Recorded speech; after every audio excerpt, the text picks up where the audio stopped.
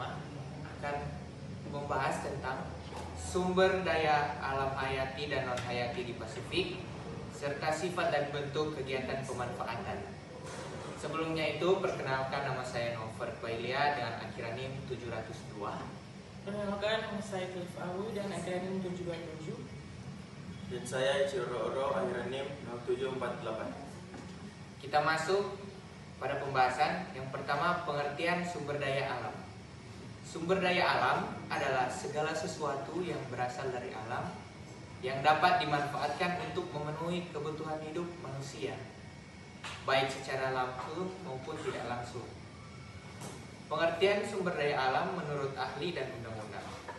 Menurut Otto Somarwoto, sumber daya alam adalah segala sesuatu yang berasal dari alam yang dapat digunakan untuk memenuhi kebutuhan hidup manusia dan meningkatkan kesejahteraan hidup. Menurut Emil Salim, sumber daya alam merupakan segala kekayaan alam yang dapat dimanfaatkan untuk kepentingan pembangunan dan kesejahteraan masyarakat.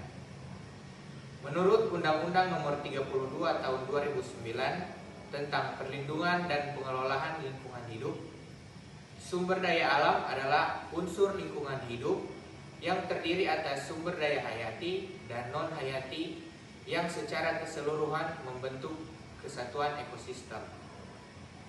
Ciri-ciri sumber daya alam. Yang pertama, berasal dari alam. Yang kedua, memiliki manfaat. Yang ketiga, jumlahnya terbatas atau tidak terbatas. Yang keempat, persebarannya tidak merata.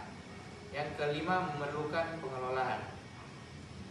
Jenis sumber daya alam berdasarkan asalnya. Sumber daya alam hayati atau biotik berasal dari makhluk hidup seperti tumbuhan, hewan, dan mikroorganisme. Contohnya ikan, hutan, atau hasil pertanian.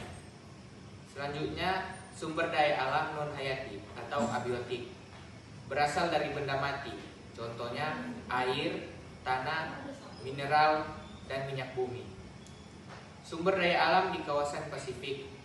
Kawasan Pasifik didominasi oleh wilayah laut yang luas dan memiliki kekayaan sumber daya laut yang sangat besar, menjadikan sumber daya utama mata pencarian masyarakat pesisir, dan memiliki potensi besar di sektor perikanan, pariwisata, dan energi laut.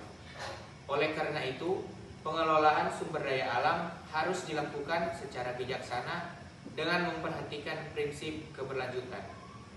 Hal ini bertujuan agar sumber daya alam tetap dapat dimanfaatkan oleh generasi sekarang tanpa mengurangi ketersediaannya bagi generasi yang akan datang.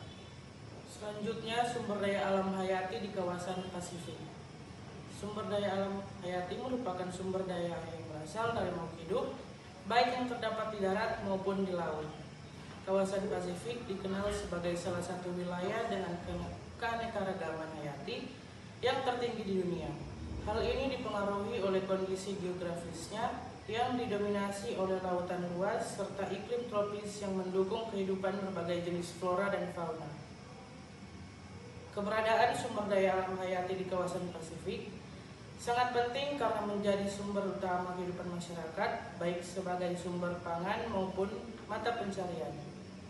Selain itu, sumber daya ini juga memiliki nilai ekonomi tinggi, terutama dalam kegiatan ekspor dan pariwisata. Yang pertama adalah perikanan. Perikanan merupakan sektor yang paling dominan di kawasan Pasifik. Laut Pasifik juga memiliki potensi perikanan yang sangat besar, khususnya ikan-ikan pelagi seperti tuna dan cakalang yang banyak diminati di pasar internasional. Beberapa peran penting sektor perikanan. Yang pertama, menjadi sumber utama pangan masyarakat. Yang kedua, menjadi mata pencarian masyarakat pesisir. Yang ketiga, menjadi komoditas ekspor bernilai tinggi. Yang keempat, mendukung perekonomian negara-negara kepulauan.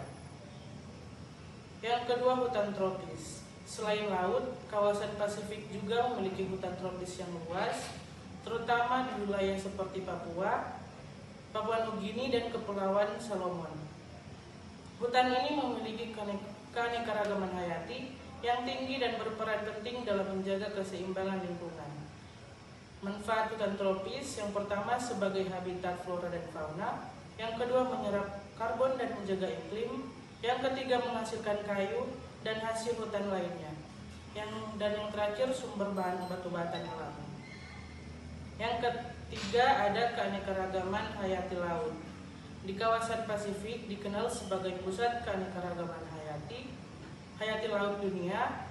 Ekosistem lautnya sangat beragam dan menjadi habitat bagi berbagai jenis biota laut. Ekosistem utama yang terdapat di kawasan ini ada terumbu karang, padang lamun, dan hutan mangrove. Keanekaragaman hayati laut memiliki berbagai fungsi penting, antara lain menjadi sumber pangan dan ekonomi, mendukung sektor pariwisata bahari, dan melindungi pantai dari abrasi. Secara umum, sumber daya alam hayati di kawasan Pasifik memiliki ciri khas berupa dominasi sumber daya kelautan, keanekaragaman hayati yang tinggi, serta peran yang sangat penting bagi kehidupan masyarakat. Oleh karena itu, diperlakukan pengelolaan yang bijaksana agar sumber daya ini tetap lestari dan dapat dimanfaatkan secara berkelanjutan. Selanjutnya, sumber daya alam non-hayati di kawasan Pasifik. Sumber daya alam non-hayati merupakan sumber daya yang berasal dari benda mati dan tidak memiliki kemampuan untuk berkembang biak. Sumber daya ini terbentuk melalui proses alam dalam waktu yang sangat lama, bahkan hingga jutaan tahun. Di kawasan Pasifik, sumber daya non-hayati memiliki peranan penting terutama dalam mendukung kegiatan industri, energi, dan pembangunan ekonomi. Kawasan Pasifik tidak hanya kaya akan sumber daya hayati, tetapi juga memiliki potensi besar dalam sumber daya non-hayati seperti mineral, energi laut, dan bahan tambang. Pemanfaatan terhadap pendapatan negara.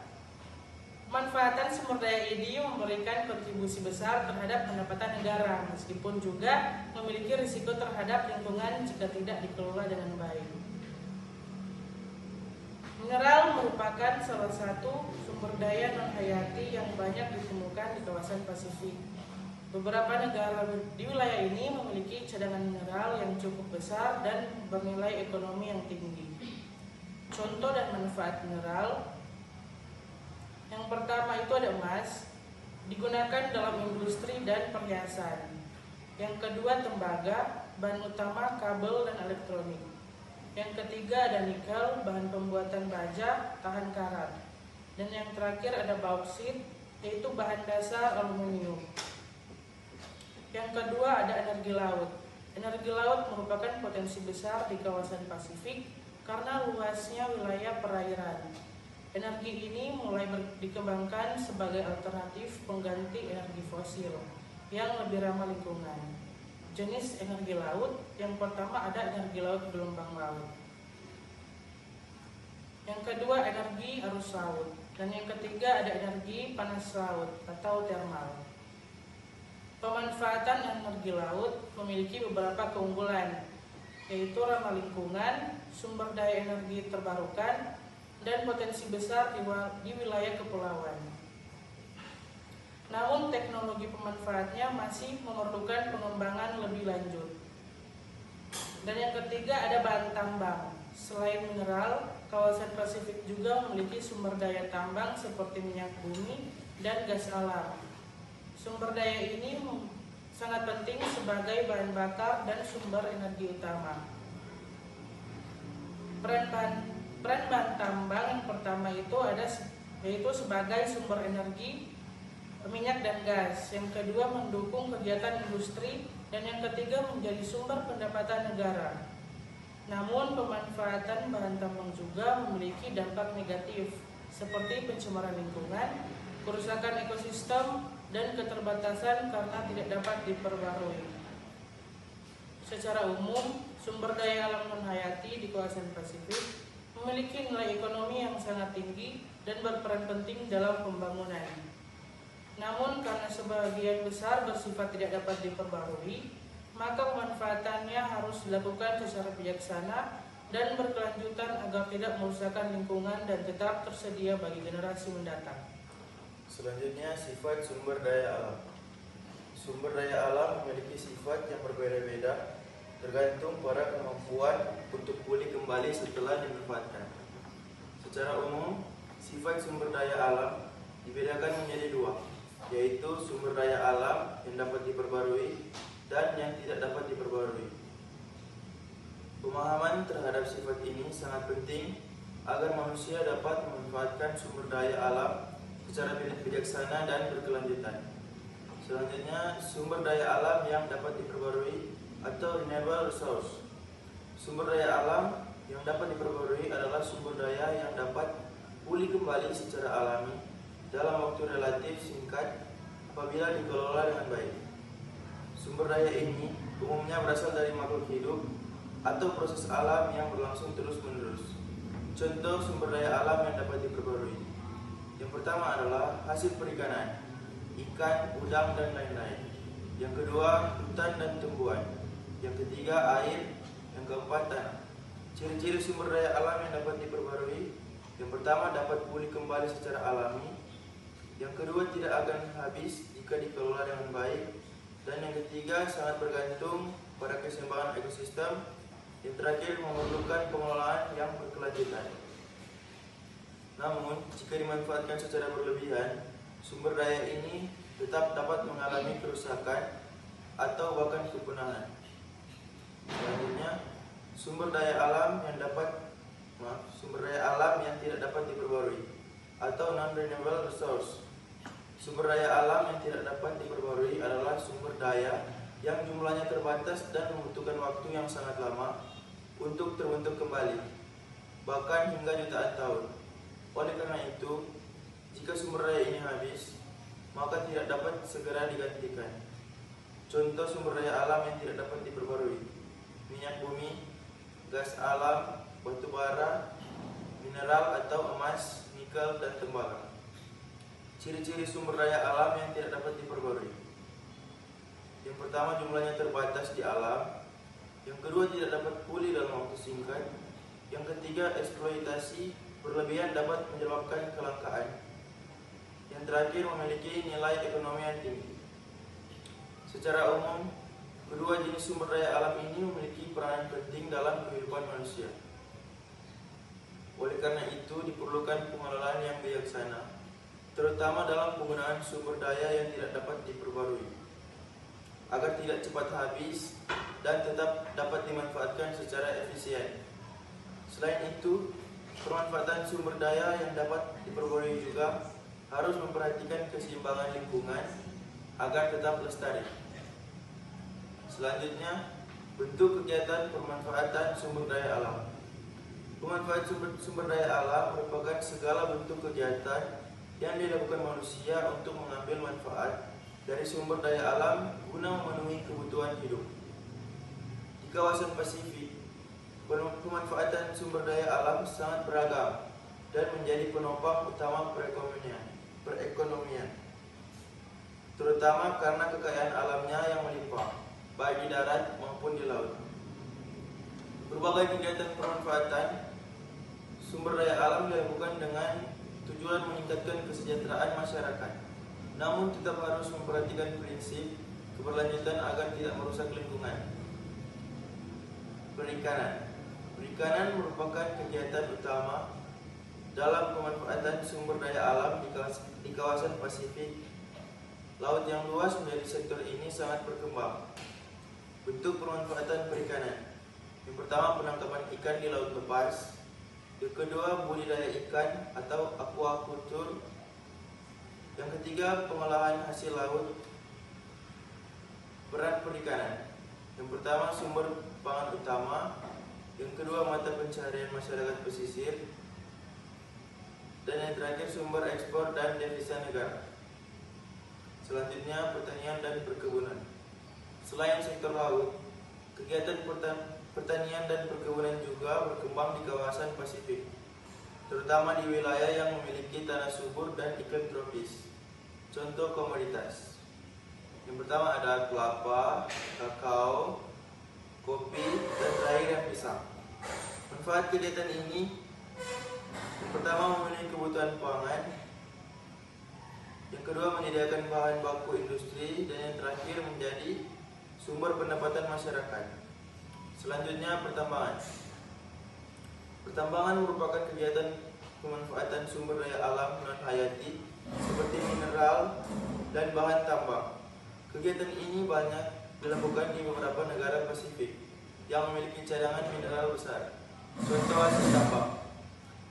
Yang pertama emas, kedua nikel, ketiga minyak bumi, dan yang terakhir gas alam. Dampak kegiatan pertambangan yang pertama meningkatkan pendapatan negara, dan yang kedua menyediakan lapangan kerja.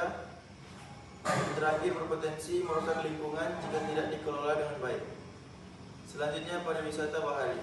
Keindahan alam laut di kawasan Pasifik dimanfaatkan sebagai objek wisata yang menarik wisatawan lokal maupun internasional. Contoh kegiatan: yang pertama wisata pantai, kedua snorkeling dan diving, ketiga wisata pulau-pulau kecil. Manfaat pariwisata bahari yang pertama meningkatkan pendapatan daerah dan membuka lapangan kerja, kemudian mendorong pelestarian lingkungan. Selanjutnya industri kelautan. Industri kelautan merupakan kegiatan yang berkaitan dengan pengolahan dan pemanfaatan hasil laut serta jasa kelautan.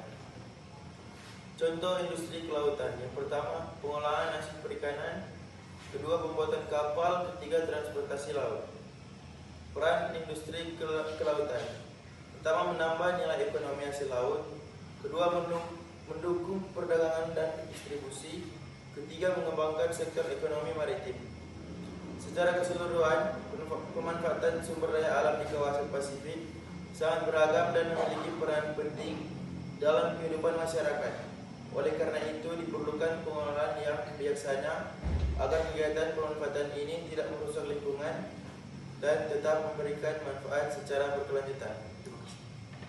Jadi kesimpulannya, sumber daya alam di kawasan Pasifik terdiri dari sumber daya alam hayati seperti ikan, hutan, dan biota laut, serta sumber daya alam non hayati seperti mineral, minyak bumi, gas alam, dan logam.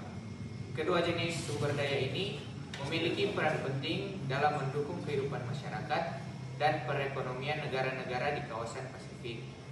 Dilihat dari sifatnya, sebagai sumber daya bersifat dapat diperbarui seperti ikan dan tumbuhan.